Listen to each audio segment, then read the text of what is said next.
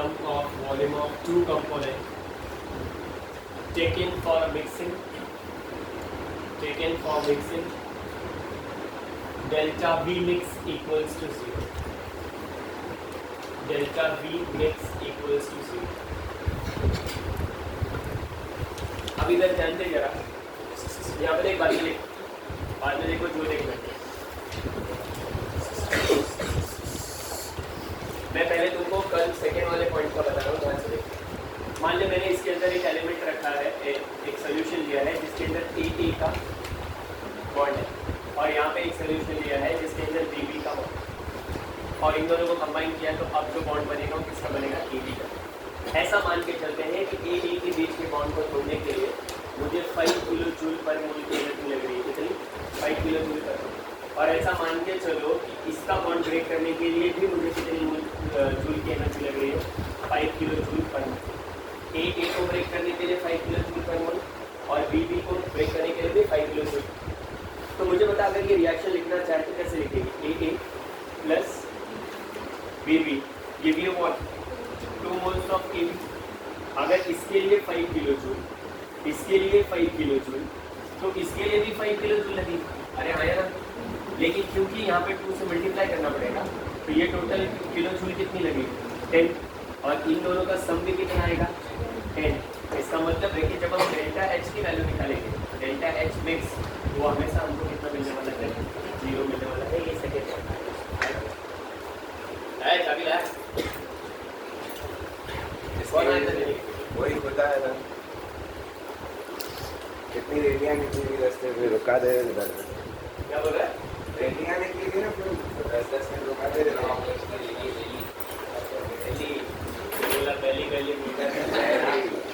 तो 5 तो ये होता है, मतलब जब भी, लेकिन ये कंडीशन सिर्फ और सिर्फ किसके लिए वैलिड है, आइडियल होना चाहिए। अगर आइडियल नहीं है तो, और मुझे पता है आइडियल है मतलब सिर्फ सोच सकते हैं, ऐसा कभी भी पॉसिबल। सेकेंड पॉइंट में अगर जगह है तो वहाँ लिखो, नहीं तो नीचे लिखो फास्ट। तुम लोग सोचते हो ना कि क्यों मैं नहीं मॉर्निंग का लेक्चर लेता हूँ, रीजन 8:30 का लेक्चर है, 9 o'clock हो।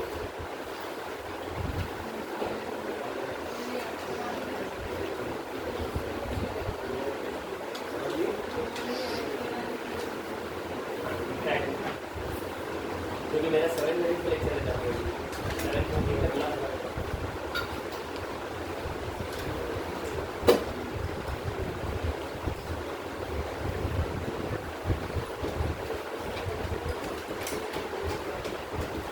कितने बजे गए, 7 o'clock, और घर पे पहुंची थी 8। फिर पढ़ा के लिए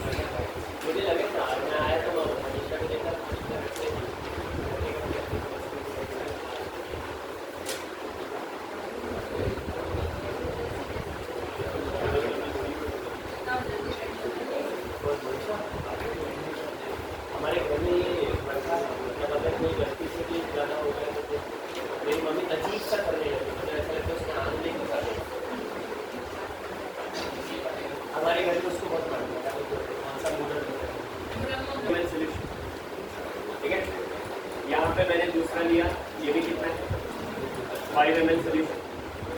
अब दोनों को मिक्स किया टुगेदर, तो व्हाट वी गेट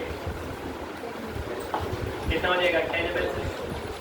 तो अगर यहाँ पे भी मैं डेल्टा V निकालना चाहूँ मिक्सिंग, तो उसका वैल्यू कितना आएगा मेरे को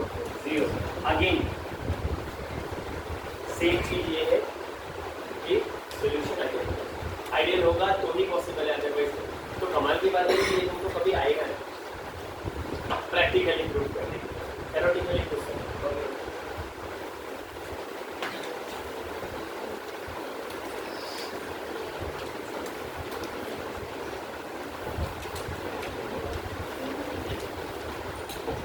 कि हमारा सोल्यूट सोल्यूट का इंटरेक्शन, सोल्यूट सोल्यूट का इंटरेक्शन और सॉल्वेंट सॉल्वेंट का इंटरेक्शन, तो ये आएगा अपना इसका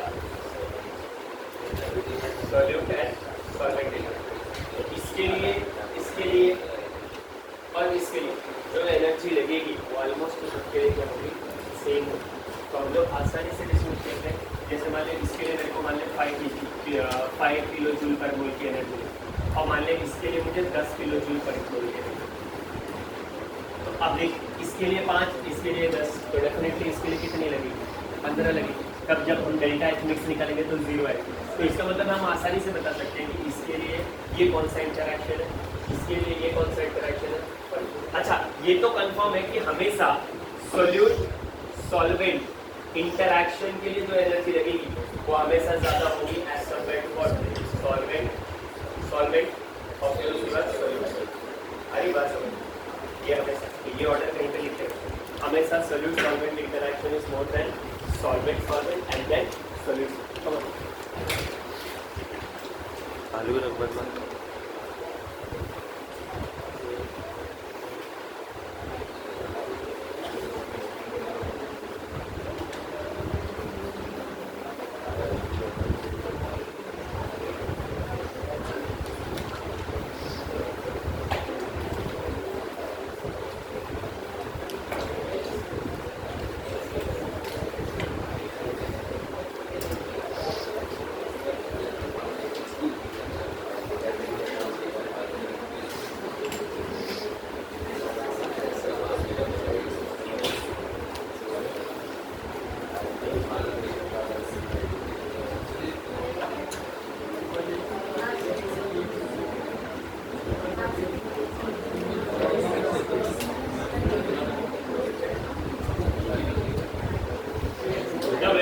of ideal solution always lies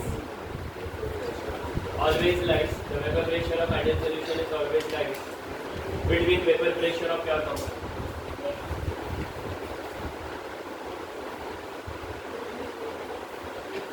Vapor pressure of pure compound.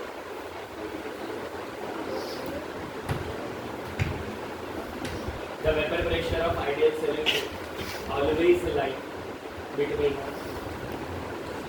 Vapour pressure of pure. अच्छा देखो, ये पॉइंट कितना गलत है।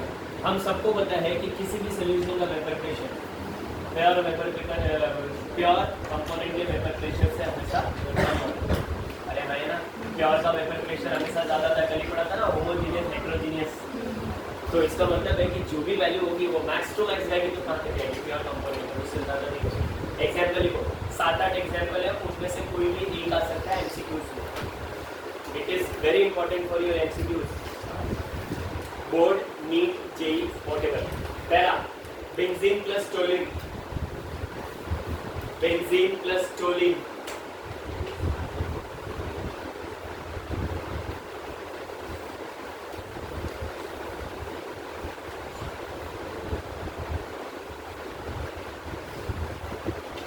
वो डायग्राम बनाना है। लास्ट वाला डायग्राम है क्या? नहीं ना, रख कर दिया।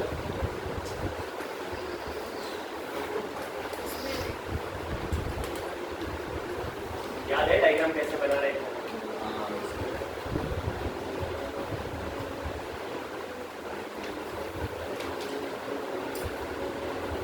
बताओ, ग्राफ क्या अगेंस्ट क्या था?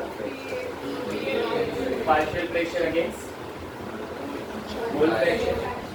तो ये x से तो PA, फिर PB अगेंस्ट XB। x से इधर कितना था? 0। x से इधर कितना था? 1। xb इधर कितना था? 0। xb इधर कितना था? 1। ये पॉइंट कौन सा था? PA। ये पॉइंट कौन सा था? AB। ये पॉइंट कौन सा था? PA not. ये पॉइंट कौन सा था? PB not. अब यहाँ पे देखिए,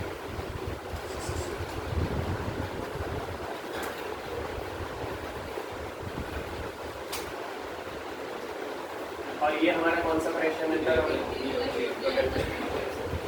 अब अगर क्योंकि ये आइडियल सोल्यूशन है तो इसमें जो भी डिविएशन होगा वो डिविएशन कौन सा डिविएशन माना जाएगा? Positive deviation.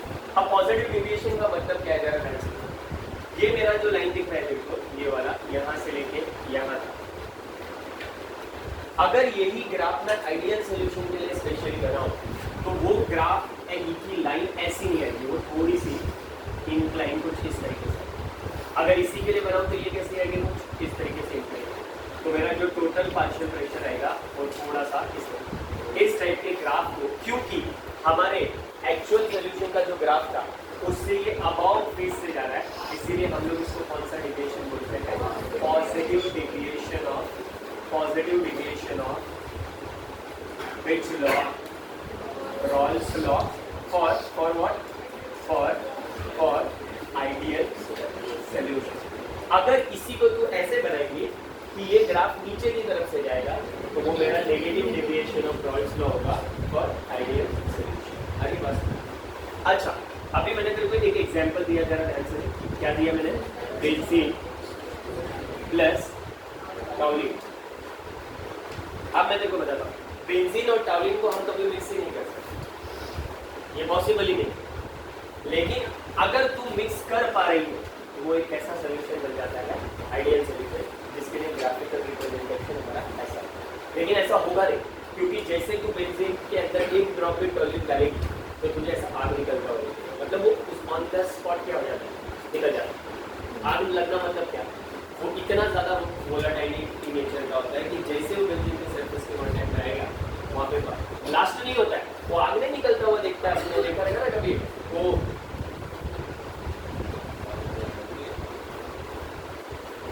वाला नहीं बोला वो तुमने देखा है, वो पावर वो लेके आते बंद करें, जैसे हो गया वायर रख कर